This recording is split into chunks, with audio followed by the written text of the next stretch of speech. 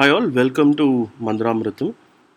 In the Navatirupati series, we are going to see the next one, which is in Tirupuliyangudi. So the legend goes that once Lord Vishnu had spent time with Lakshmi on the bank of the river. Bhuma Devi became very angry as she felt that the Lord disregarded her after his arrival to the earth.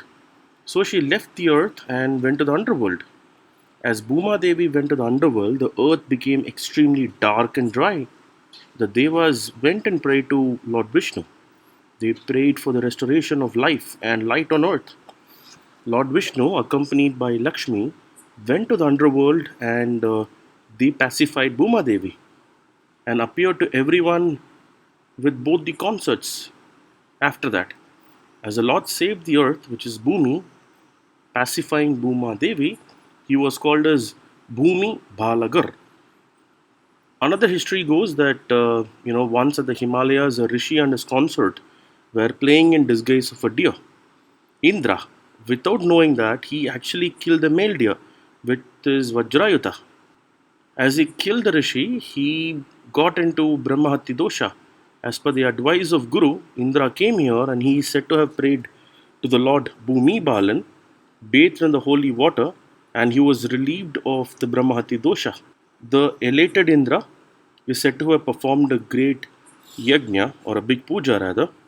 Vishnu appeared and relieved the curse of Yajna Sharma, who was cursed to become a demon because he has not only failed to respect Vashishtar and his daughter but also used extremely harsh words against them. Here, Lord Vishnu lies to 12 feet on the Adiseshan, the king of serpents.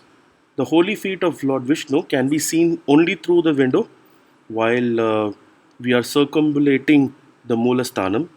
From the navel of the Vishnu, the lotus vines reaches the lotus on the wall where Brahma is seated.